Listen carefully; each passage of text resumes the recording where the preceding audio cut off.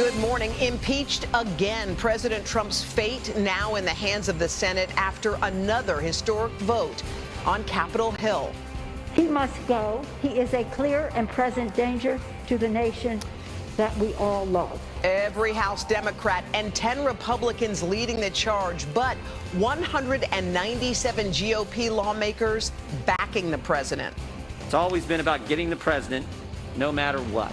All eyes now on Senate Majority Leader Mitch McConnell. How will he vote in the trial, and will Republicans follow his lead? What he's saying about his next moves and how President Trump is responding this morning. High alert with warnings of new armed protests. More troops now in Washington than in Iraq and Afghanistan. A massive show of force ahead of next week's inauguration. President Trump insisting he wants peace.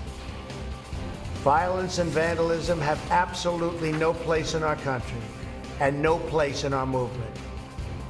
We are live with the very latest. Downward spiral. The U.S. suffers through the deadliest day of the pandemic so far for a second day in a row. The toll weighing on doctors. You have to walk their family in here to see them for the last time. It's such an awful thing. Just ahead, the hot spots in this latest surge and the new frustrations over the vaccine rollout. What can be done to eliminate roadblocks between those shots and millions of Americans in need? Stunning arrest. A champion U.S. Olympic swimmer who wore his team jacket to the Capitol riots, now facing federal charges as NBC News investigates what's behind the rapid rise of extremism in America. It takes over your life, and it just completely tweaks the way you think. As we talk with a former QAnon supporter about just how easy it is to be radicalized. All that plus password problem. One man's $260 million windfall locked behind a security code he can't remember. Just like lay in bed and come up with a new way to recover it, and then it wouldn't work, and then I would try another way and it wouldn't work either. And he has just 2 chances left to get it right. How he's managing to smile in the face of possibly losing a fortune. And that's a lot of dough with no winner in last night's drawing. The combined Powerball and Mega Millions jackpots soar again, approaching a jaw-dropping $1.5 billion.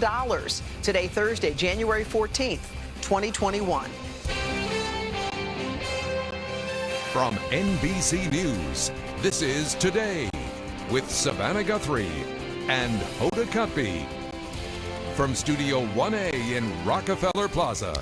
And welcome to Today. So happy you're joining us on this Thursday morning and another busy one. We'll begin with that historic second impeachment of President Trump, this time for inciting the insurrection at the Capitol. So where does this all go?